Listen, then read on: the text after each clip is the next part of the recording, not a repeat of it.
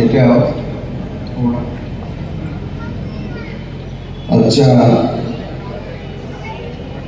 माझा अतिशय जवळचा मित्र आणि जुन्नर तालुका पंचायत समितीचा सदस्य श्रीमान संजयराव सुरेशराव भाडी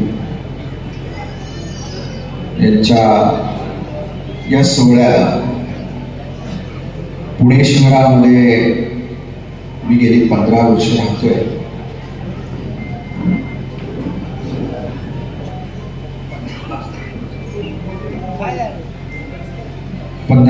मी पुण्यामध्ये राहतोय.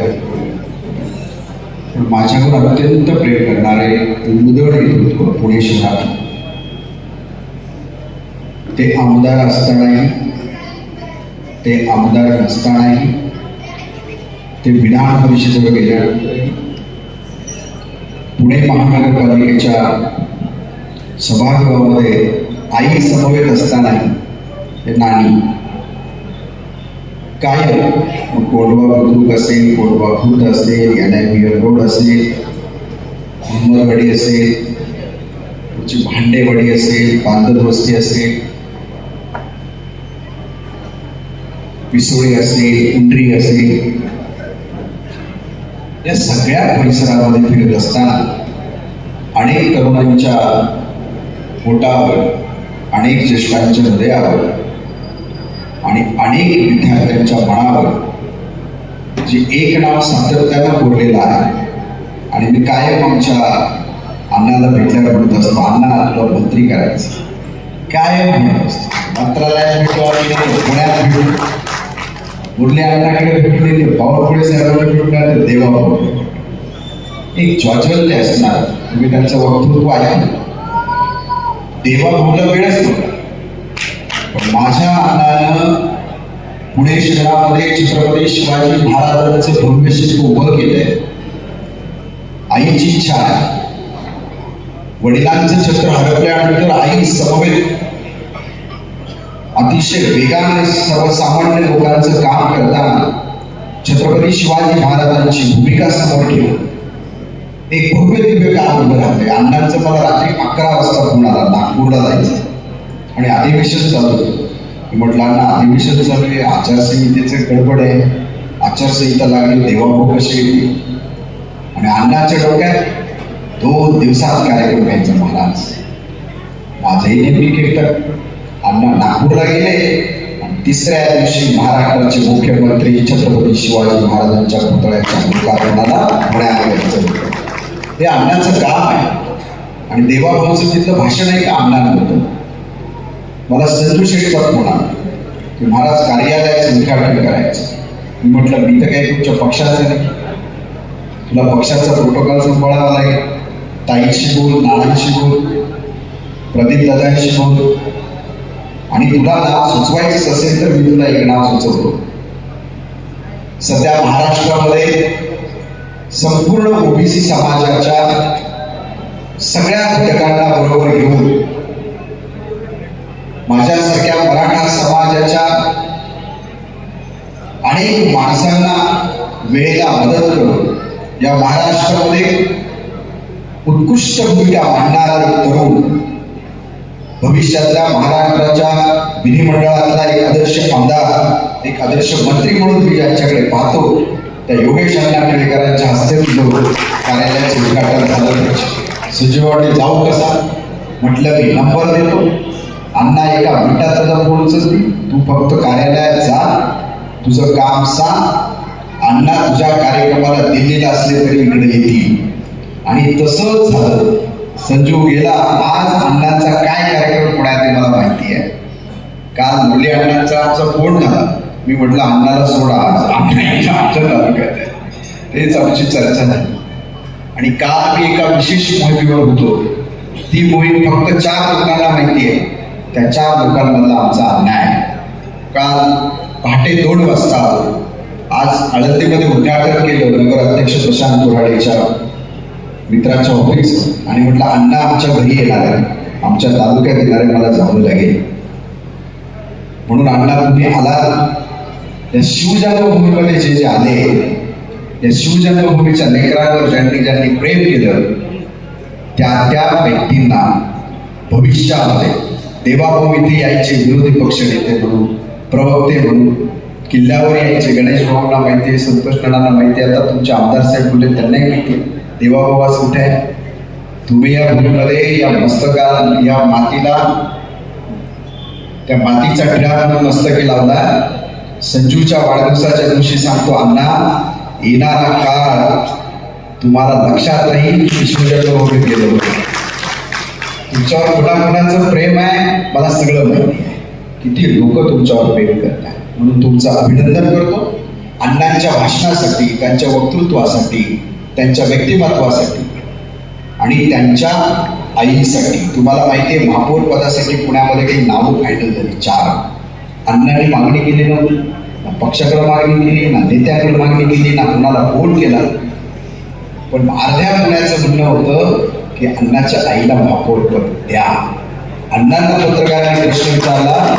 अण्णांनी सांगितलं मी पक्षाकडे मागणार नाही, पक्षाची जबाबदारी देईल, त्या जबाबदारीवर शिरावर मी काम करेल. असं एक निष्ठावान व्यक्तिमत्व आपल्या लाडक्या संधीच्या वाढदिवसाला आलंय. आणि जोरदार टाळ्यांच्या गजरात हे सगळं अण्णांचं मी अधिक दुसरी बाजू नंतर सांगेल. त्यांचा किती त्याग आहे, काय संघर्ष आहे, काय वेदना आहे. पण आज संजूचा वाढदिवस आहे. अण्णांनी मगाशी बोलता बोलता सहज विषय छेडला की संजूला आपल्या वडिलांचं तोंडही पाहता आलं. अण्णा तुमचंही दुःख सारखं आहे, माझंही दुःख सारखं आहे. ज्या बापाला सांगितलं डोक्यावर पेटा घालून कीर्तन करायचं पाहायचं राहिलं, अयोध्येला गेलं तुम्ही सारे मला शुभेच्छा द्यायला आले होते. वडील नाही पाहिला. आज तुम्ही भविष्यात लाल दिव्याला वडील नसणार. आज संजू पंचायत समिती सदस्य वडील नाही आहे, पण आपला तो एक इन्स्पिरेशन म्हणून आपण त्याच्याकडे घेतो. असाच एक माणूस ज्याने वडिलांचं तोंडही पाहिलं नाही आणि तो वैकुंठाला गेला. त्याच्याच लेकरानं मोगलांचं आक्रमण देऊवर झाल्यानंतर गंज लागलेल्या तलवारी बाहेर काढल्या, मशाली हातात घेतल्या, भगवा ध्वज हातात घेतला आणि पहिलं युद्ध देहूमध्ये झालं. मोगलांना पडून लावलं. तो सुपुत्र जगद्गुरु तुकोबारायांचा होता, तो कोणी नारायण महाराज. आणि या नारायण महाराजांनी सुद्धा आपल्या वडिलांचं तोंड पाहिलं नव्हतं. ते गर्भात असतानाच तुकोबाराय. तसा संजू आहे. संजूने आज तुमचं कमळ हातात घेतलंय. संजूने गळ्यामध्ये भगवा घातलाय. नाना, ताई, गणेश भाऊ, आशिष भाऊ हे सगळे त्याच्या मागे उभे आहेत. तुम्ही आज सांगितलं योगेशांना मागे उभा आहे. त्याच्यामुळे संजूचा सुद्धा एक दैदिप्यमान काम पंचायत समिती सदस्य म्हणून निश्चित होईल. आणि तुझे वडील आज जिथे असतील, सिंधू नावाची आई आहे, त्या आईचं हृदय सुद्धा कितीतरी वेळा माझ्याबरोबर बोलताना रडतात. मी ठरवलं होतं राजकारणात पडायचं, यायचंच नाही, पण गावचा उमेदवार म्हणून आमचे सचिन भाऊ, पंकज भाऊ सगळे यायलाच पाहिजे. नानाला फोन केला, येऊ का नाना म्हटलं यायलाच पाहिजे. दुपारी 1ला पहाटे 1ला गेलो, पण या लोकांनी भरभरून मतदान दिलं. एकच कमळ आलं ते म्हणजे संजू शेळचा. पंचायत समिती आम्ही थोडे गहाळ राहिलो. ट्विस्ट झाला होता पंचायत समितीमध्ये. जिकडं संजू तिकडं पंचायत समितीची सत्ता. मी की आपला प्रोजेक्ट चालू आहे त्याच्यामध्ये होतो. नाना, ताई, शरददादा, अतुल शेठ काय निर्णय होत होते.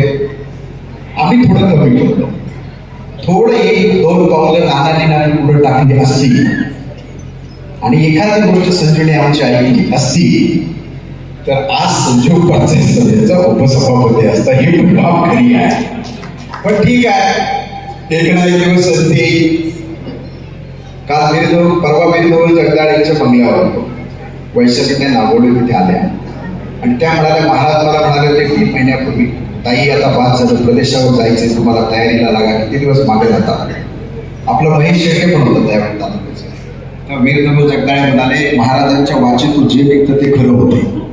तसं संजूला तिकीट मिळवण्या अगोदर संजूचा मला फोन आला. मी नानांशी बोललो, आमच्या गावाला तिकीट देत आहे. संजूला म्हटलं परिस्थिती अशी मला वाटते, तू निवडून आला ना पंचायत समिती सत्ता तू ठरवशील. आणि तसंच घडत गेलं होतं. पण शेवटी नियतीच्या मनातून तशा काही गोष्टी लागतात.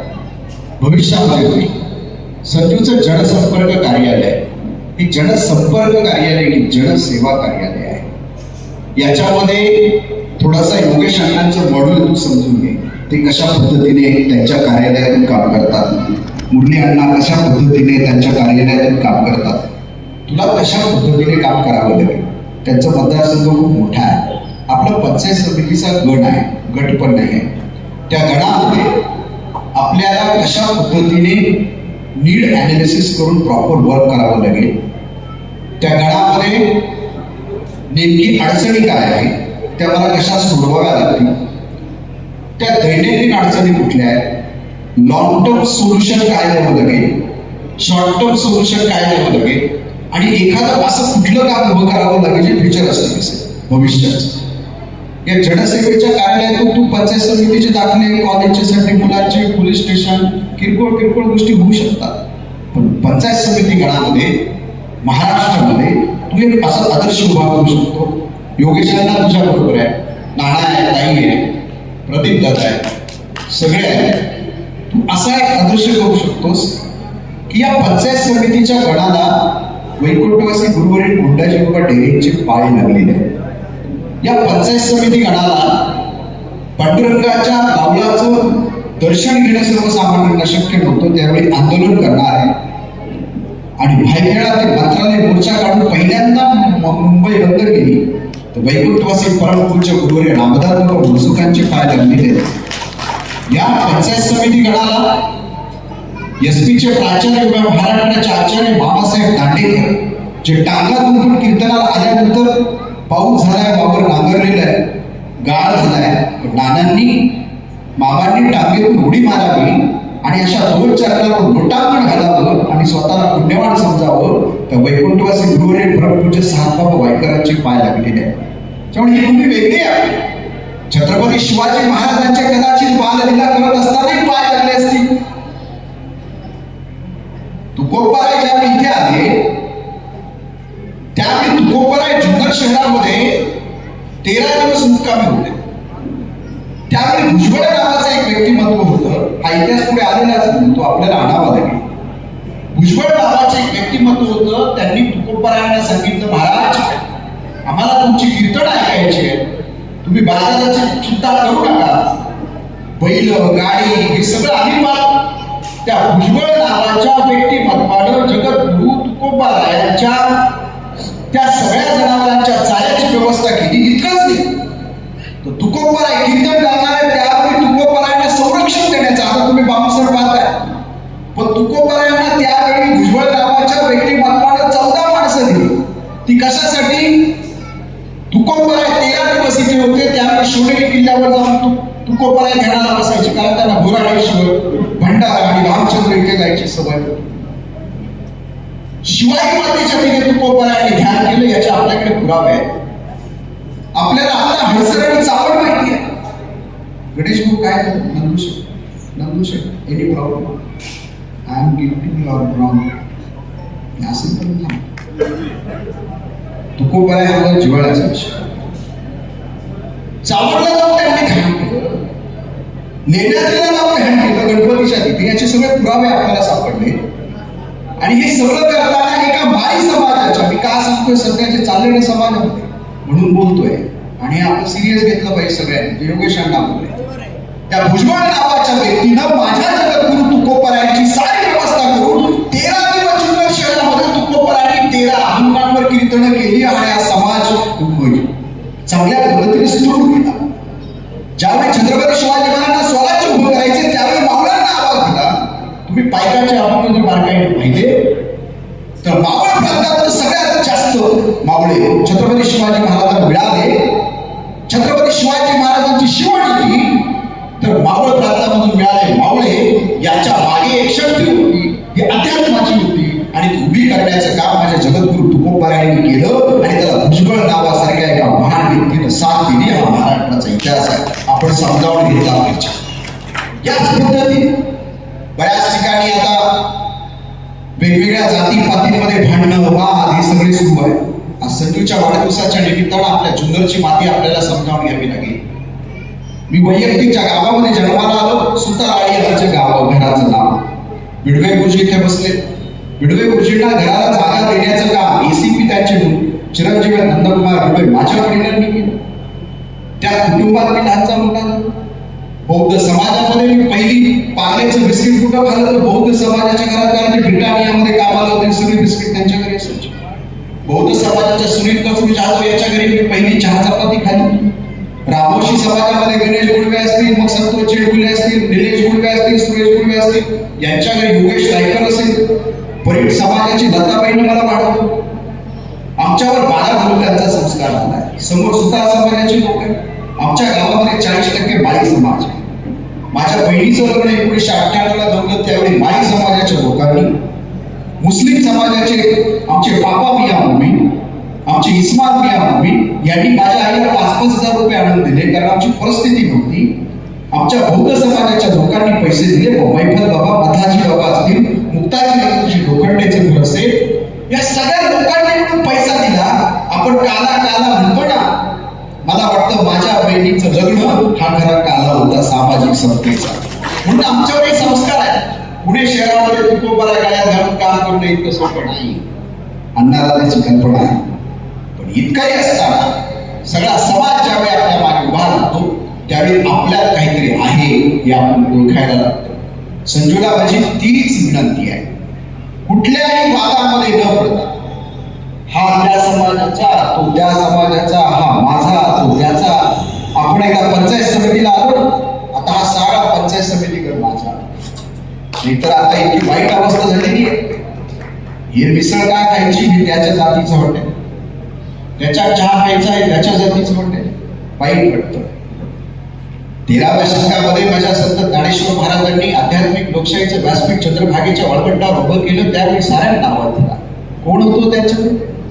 एका बाजूला सावतोबा, एका बाजूला विसोबा, एका बाजूला बंकोबा, एका बाजूला काढूपात्रा, एका बाजूला माझा नामदेव महाराज, एका बाजूला माझे गोरोबा.